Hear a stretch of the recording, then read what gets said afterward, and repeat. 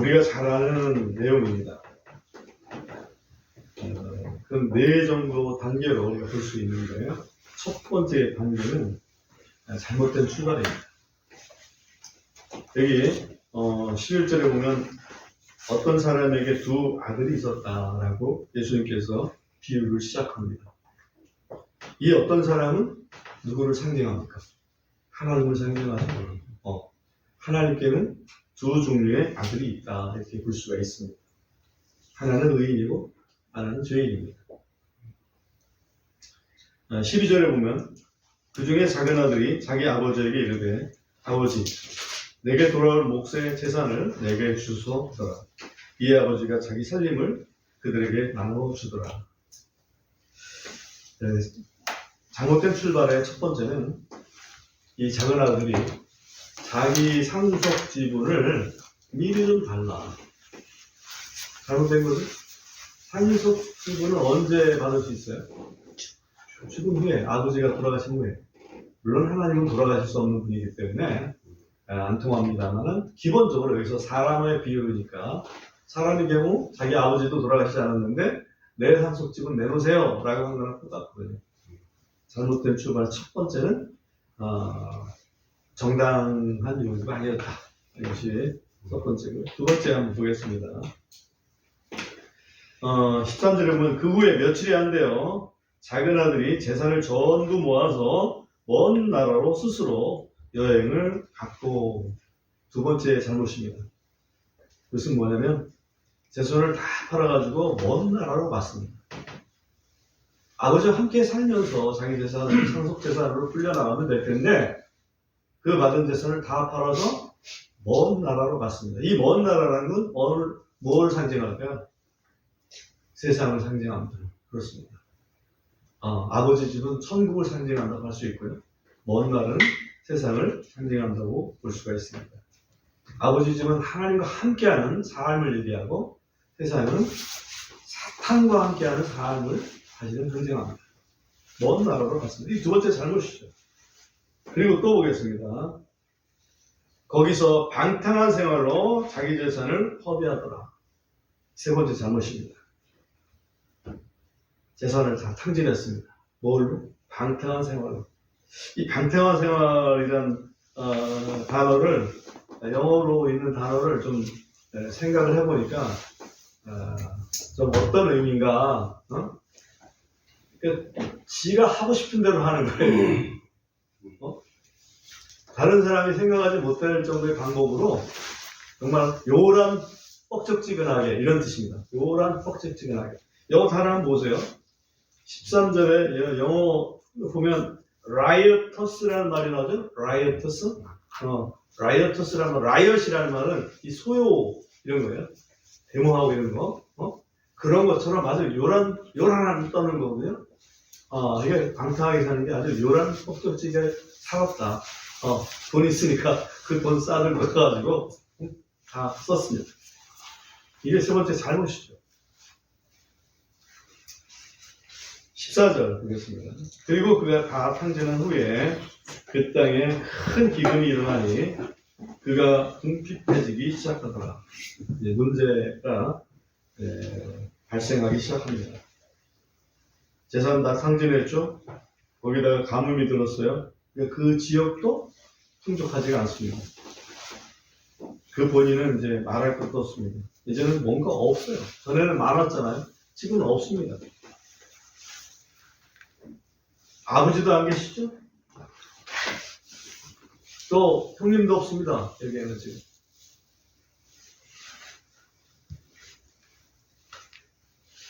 돈도 다 떨어졌습니다. 15절 보겠습니다. 이에 그가 가서 그 나라의 한 국민에게 연합하니 그 사람이 그를 자기의 들로 보내어 돼지를 치게 하더라. 여기 한 국민에게 연합했다는 말, 이게 굉장히 중요한 말이에요. 지금 이 작은 아들은 아버지를 떠나면 자유할 거라고 생각했어요. 아버지를 떠나면 아주 자유로울 것이다. 그런데 자유가 아니라 완전히 궁핍함에 시달리게 되고 마침내 누구랑 연합을 하냐면 그 나라의 국민하고 그 나라의 시민하고 연합을 하게 됩니다. 여기서 우리가 좀 알 수 있는 것이 하나 있습니다. 뭐냐면 우리가 하나님과 연합할 것이냐 아니면 사탄과 연합할 것이냐 둘 중에 하나지 독립은 없다. 우리가 자유로운 독립을 추구하려고 지금 하나님을 떠났지 않습니까? 우리 이 아들을 보면 아버지한테 독립하면 내가 자유할 것이다 이렇게 봤던 거 아니에요? 그러나 아버지와 독립했지만 자유한 게 아니라 사실은 이제는 사탄과 연합해야 되는 것이죠. 우리가 두 주인을 섬길 수 없습니다. 한 주인은 누굽니까? 하나님이죠. 또 다른 주인은 뭐예요? 돈입니다. 맘몬. 하나님을 섬기든지 돈을 섬기든지 해야지 하나님을 섬기면서 나는 돈을 섬긴다. 같이 섬길 수 있다. 아닙니다. 내가 하나님을 안 섬기면 돈을 섬기게 되는 거고 돈을 섬기면 하나님을 섬기지 않게 되는 겁니다. 내 주인이 정말 누군지 그걸 한번 생각해 보시기 바랍니다. 그 결과를 여기서 또 보게 됩니다. 15절 끝에 보면 그 사람이 그를 자기의 들로 보내어 돼지를 치게 하더라. 유대인들이 돼지를 어떻게 생각합니까? 아주 불결한 짐승이죠. 성경 율법에 보면 돼지는 부정한 짐승에 들어가고요. 유대인들은 그 돼지 고기를 먹을 수 없습니다. 먹어서는 안 돼요. 먹으면 율법을 범하는 겁니다. 왜? 돼지는 어떤 짐승이니까? 부정한 짐승이니까. 왜 부정한 짐승입니까? 성경에 의하면 두 가지 이유가 있죠. 하나는 발이 굽이 있느냐 이렇게 보는 거예요. 돼지는 발굽이 있습니까? 안 봤어요? 굽이 있습니다. 굽이 갈라져야 돼요. 갈라진 굽을 가지고 있어요. 돼지는. 돼지는 갈라진 굽 가지고 있어요. 그러니까 그걸로 보면 아주 정결합니다. 근데 또 한 가지 조건은 뭘 해야 돼요? 되새김질을 해야죠. 근데 되새김질을 안 합니다. 사람도 되새김질 안 하죠? 사람은 아예 발굽도 없어요. 그러니까 짐승으로 치면 사람은 아주 부정하게 짝이 없습니다. 그 부정한 짐승인 돼지를 치는 일을 하게 됩니다. 근데 유대인들은 돼지고기를 전혀 안 먹었을까요? 아무도? 네? 먹었으니까 쳤지. 먹는 사람은 있어요. 물론 이방인들이 주로 먹었지만 먹었다는 것을 어디서 알 수 있냐면 한번 이 참에 확인을 하고 지나가겠습니다. 이사야서 한번 보겠습니다. 이사야서 65장.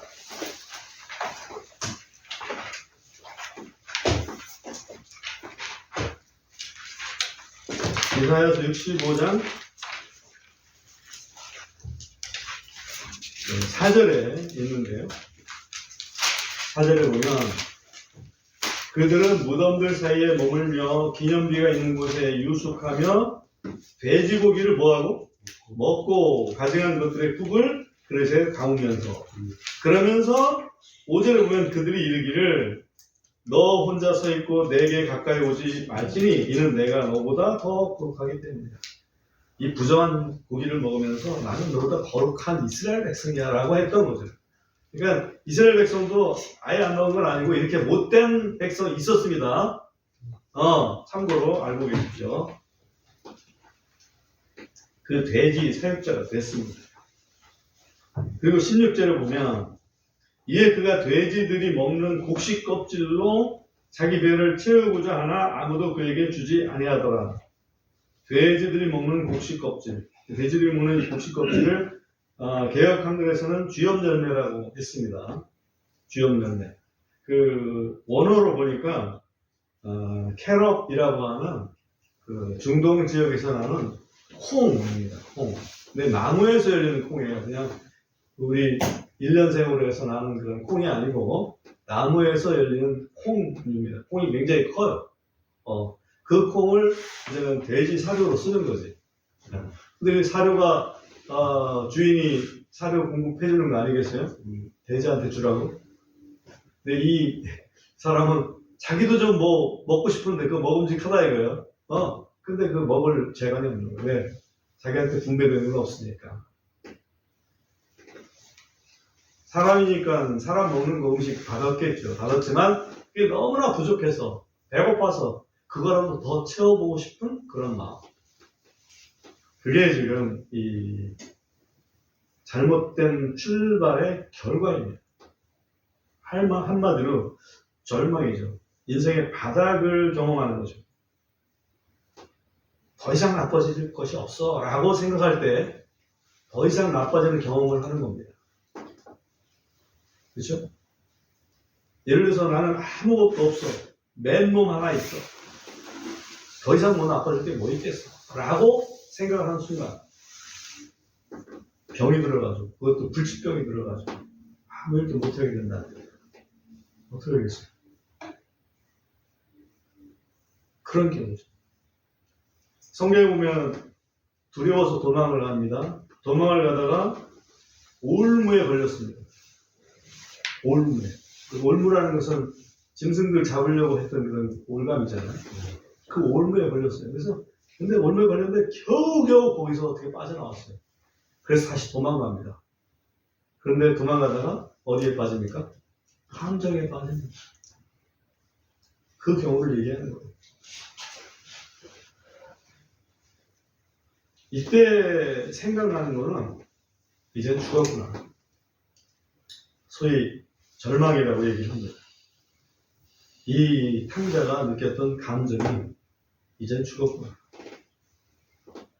왜 아니겠어요? 처음에는 자유를 찾아서 나왔지만 실상은 자유를 얻지 못했습니다. 그의 삶을 대비적으로 본다면 그는 처음에는 의로웠지만 지금은 죄 짓고 사는 거고, 처음에는 선한 생각을 가지고 살았지만 지금은 악을 직면한 거고, 처음에는 진리를 추구했지만 지금은 거짓에 맞닥뜨려진 겁니다. 처음에는 아주 생명으로 풍성했지만 지금은 죽음이 앞에 다가온 것입니다. 그렇죠? 이 사람의 잘못된 선택이 그렇게 만들었어요.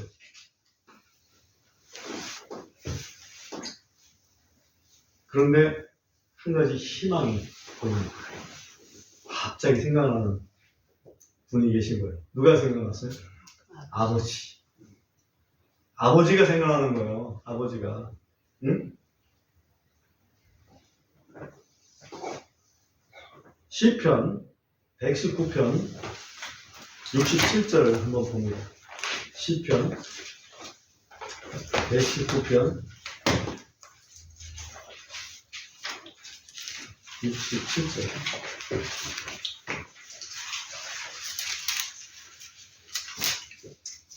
고난 당하기 전에는 내가 길을 잃었사오나 이제는 내가 주의 말씀을 지켜왔나이다. 그러니까 고난을 통해서 뭔가를 다시 발견한 거죠. 119편 71절 한번 보겠습니다. 고난을 당한 것이 내게 유익하오니 이로써 내가 주의 법규들을 배우게 되었나이다. 지금 이 탕자는 잘못된 선택을 통한 고난을 통해서 결국 발견한 것은 내가 잘못했구나. 아버지와 함께 있어야 되겠구나. 아버지 생각나고, 아버지만 떠나면 내 인생 내가 자유롭게 살리라고 생각했지만, 그래서 멀고도 먼 땅으로 왔지만 내 나름대로의 자유로운 인생을 그냥 자유마저 완전히 빼앗겨 버리는 그런 처량한 신세가 되었던 것입니다. 아버지라는 이름은 사실은 오랫동안 잊고 살았습니다. 아버지 없어도 될 줄 알았습니다. 아버지를 모르고 사는 게 더 나을 것 같았습니다. 그게 이 탕자의 본래의 심정이죠. 그러나 지금 그 앞에 이제는 죽음 말고는 더 남은 게 없을 때, 그때 그 절망의 밑바닥에서 딱 생각난 것이 아버지였습니다.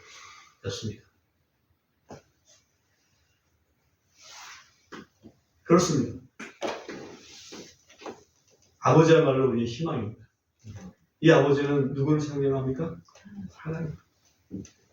인생에서 아무런 소망이 없다고 하는 그 시점에 하나님을 생각할 수 있다면 그는 구원받을 자격이 있어요.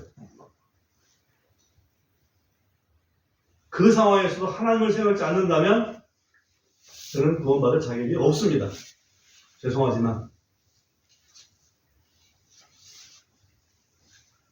세 번째 단계는 회개입니다. 18절 보겠습니다. 내가 일어나 내 아버지께 가서 그분께 이르기를 아버지여 내가 하늘을 거슬러 아버지 앞에 죄를 지었사오니 내가 이제는 일어나서 아버지께로 가겠다라고 하는 거죠. 이게 회개죠. 회개를 원어상으로 보면 어떤 뜻이냐면 생각을 바꾸는 겁니다. 생각을 바꾸는. 내가 과거에 생각했던 것이 잘못되었구나. 이제는 그걸 고쳐 먹어야 되겠구나. 그래서 생각을 바꾸고 아버지께로 돌아가는 거죠. 구원의 ABC라고 있지 않습니까? 구원의 ABC. 영어를 쓰는 사람들은 그 ABC 이렇게 하면 나를 짓기가 편해요. A 하면 뭐, B 하면 뭐, C 하면 뭐. 근데 한글을 하는 사람들은 가나다 이게 참 어려워요. 왜냐면 가에 해당되는 단어를 찾는 것이 쉽지 않거든요. 근데 A로 시작하는 단어 중에서 자기들이 찾고자 하는 영적인 의미를 찾는 것은 쉬워요. B, C 쉬워요. 그래서 구원의 ABC 하면 뭐냐면 첫 번째가 acknowledge 인식하는 거지. 깨닫는 거. acknowledge. B, believe. 내가 죄인인 걸 인식하면 그 다음에 누굴 믿어? 예수님을 믿는 거지. believe. C, confess. 내가 믿습니다. 예수님이 그리스도입니다. 나의 주인이십니다. 라고 고백하고, 그분을, 영접하는 거나 마찬가지 아니에요? 그래서 이 구원의 ABC라고 얘기를 하거든. 그 첫 단계가 바로, 깨닫고 회개하는 겁니다. 지금 이 형제는 깨닫고 내가 가서 아버지께로 돌아가서 고백을 하겠다라고 얘기를 합니다. 뭐라고? 내가 죄를 지었습니다. 죄라는 건 뭡니까? 여기 보면 18절에 보면 후반에 보면 내가 누구를 거슬러? 하늘을 거슬러 아버지 앞에 죄를 지었습니다. 그 죄라는 것은 하나님의 뜻에 반하는 걸 죄라고 하는 거예요. 내가 아버지 앞에 죄를 졌다 이렇게 하는데 무슨 죄를 졌냐고 이렇게 얘기하면 각각 다를 수 있잖아요, 그죠? 근데 그것이 하나님의 뜻에 거스르는 것이라면 그게 죄라는 얘기지. 다른 게 죄가 아니고. 그리고 그렇게 하다 보니까 19절에서 더 이상 아버지의 아들이라 불릴 자격이 없나이다. 나를 아버지의 품꾼 중에 하나로 삼아 주셔서 하리라 하더라. 그러니까 돌아오긴 돌아오는데 정말 내가 아들 자격이 있다고 좀 보기가 어렵다 이거예요. 사실 본인 상속집은 다 빼갔잖아. 아들로서 누릴 만한 권리가 사실은 하나도 남아있는 것도 없어요. 다만 지금 배고파 죽을 지경이니까 그 아버지 집에 있으면 그래도 굶어 죽진 않을 거 아니에요. 그 희망을 갖고 먼 나라에서 다시 아버지 집을 향해서 발걸음을 옮깁니다. 처음에는 힘든 결정이었지만 그 옮기는 결심을 하고 한 첫 발을 내딛는 순간 어떻겠어요? 이제는 살았다. 그죠? 그래서 그 발자국은 점점 빨라지지 않았겠어요? 남은 힘을 다해서 아버지 집을 향해 나갔던 것입니다. 마지막 단계는 아버지의 영접입니다. 아버지의 영접. 멀리서, 먼 밭에서. 그 몰골은 정말 아주 꾀죄죄하고, 먹지 못해서 다 말라 비틀어지고, 햇볕에 타서 얼굴은 검고, 아마도 옆에 있었으면 돼지똥 냄새까지 날 정도 될 거예요. 그런데 그것을 아들이라는 것을 알아보고, 그냥 뛰어나갑니다. 아버지가. 한번 보겠습니다. 20절. 그리고는 그가 일어나서 자기 아버지께로 돌아가더라. 그러나 그가 아직 멀리 떨어져 있을 때 그의 아버지가 그를 보고, 그죠? 불쌍히 여겨 달려가 그의 목을 껴안고 그에게 입을 맞추더라. 근데 어느 분이 어떤 성경학자가 이렇게 표현을 했는데 입을 맞추더라 이것이 그냥 한번 뽀뽀 살짝 한 게 아니라 막 군데군데 막 입을 맞췄다 이렇게 돼 있어요. 어? 여러분들이 반가운 사람을 오래간만에 만나면 그냥 껴안고 어쩔 줄을 모르잖아요. 그죠? 그렇지 않아요? 그와 같은 사랑을 지금 아버지가 아들에게 베풀어 주셨습니다. 다른 사람은 모를지라도 아버지는 알아보십니다. 그죠? 다른 사람은 잊을지라도 아버지는 잊지 못합니다. 다른 사람은 관심이 없을지라도 아버지는 늘 염려하고 계십니다. 그죠? 그 아버지의 환대를 받은 이 아들은 아버지 앞에 이야기를 합니다. 21절에 보면 그 아들이 그에게 이르되 아버지여 내가 하늘을 대적하여 아버지의 눈앞에서 죄를 지었사오니 더 이상 아버지의 아들이라 불릴 자격이 없나이다 고백을 하죠. 아들은 그런 심정으로 고백을 합니다. 우리가 주님 앞에 돌아올 때 주님 나는 죄인입니다. 그냥 나를 용서만 해주십시오 라고 얘기를 합니다. 그죠? 주님 앞에 그저 용서만 구하는 거지. 그런데 그 아버지는 그래 너는 아들 자격이 없어 이놈아. 와서 넌 퉁꾼으로서 이렇게 하시는 분이 아니더라는 거지. 22절에 보면 그러나 그 아버지가 자기 종들에게 이르되 이 종들은 뭐를 상징할까요? 천사들을 상징하죠. 종들에게 이르되 가장 좋은 옷을 가져와 그것을 그에게 입히고 그의 손에 반지를 끼워주며 그의 발에 신을 신기라. 이 세 가지 일을 하시죠. 하나는 옷, 그 다음에 반지, 그 다음에 신발. 그 옷은 뭐를 상징할까요? 의의죠. 자, 우리는 죄인이었지만 아버지 앞에 돌아가는 순간 우리에게 의롭다라고 얘기해 주시죠. 반지는 뭘 상징할까요? 우리에게 영원한 생명의 약속이죠. 영원한 생명의 약속. 실제로는 이 아들의 권리입니다. 아들의 아들이라고 하는 것이 받아주는 거죠. 그리고 신발은 권리죠. 옛날에는 벗고 다녀야 되는데 이제는 신고 다닐 수 있습니다. 그리고 23절에 보면 살진 송아지를 이리로 가져와 잡으라. 우리가 먹고 즐거워하자. 즐거움의 회복입니다. 하나님께 가면 우리는 다시 행복한 인생이 될 수가 있습니다. 그러면서 아버지는 이야기를 하죠.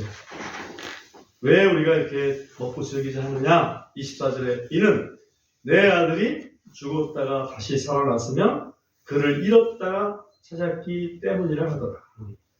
그렇습니다. 하나님께서 우리들을 구원받기 전에는 죽은 자로 여깁니다. 죽었던 너희를 살리셨도다. 잃어버린 자로 여기십니다. 항상 기다리시죠.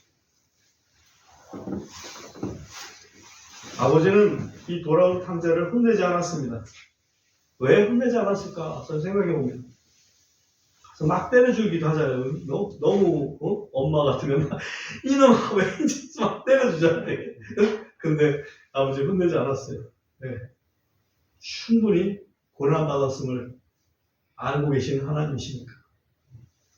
여러분들 회개하고 예수 믿을 때 뭐라고 안 하십니다. 그냥 받아주시죠.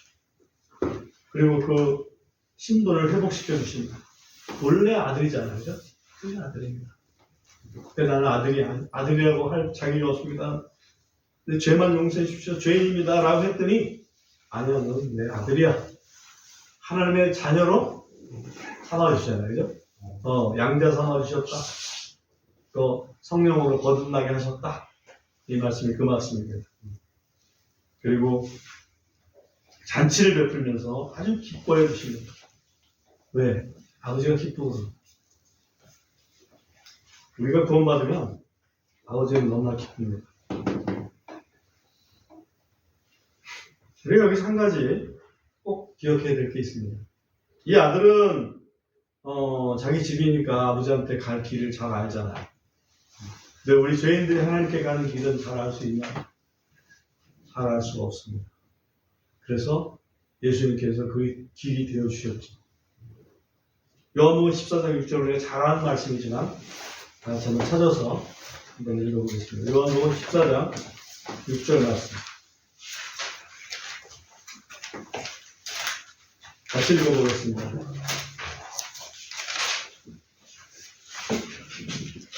요한복음 14장 6절 말씀. 예수님께서 시작. 예수님께서 그에게 이르시되 나는 길이요 진리요 생명이니 나로 말미암지 않고는 아무도 아버지께로 오지 못하느니라. 번역이 좀 계시니까 이게 헷갈리네. 나로 말미암지 않고는 아무도 아버지께로 오지 못하느니라. 예수님께서 아버지께로 가는 길이 되어 주셨습니다. 그죠? 이제는 길도 마련됐고 회개할 마음만 있으면 누구든지 갈 수가 있습니다. 어떻게 길을 마련해 주셨습니까? 그분이 십자가의 죽음으로 우리의 죄를 다 담당해 주심으로. 그러니까 우리가 어떠한 죄를 지었든지 간에 심지어는 아주 정말 인간 말종의 죄를 지었다 하더라도 그 죄를 위해서 주님께서 다 해결해 놓으셨기 때문에 그 부분만 통하기만 하면 이제 아버지께 우리가 쉽게 갈 수가 있습니다.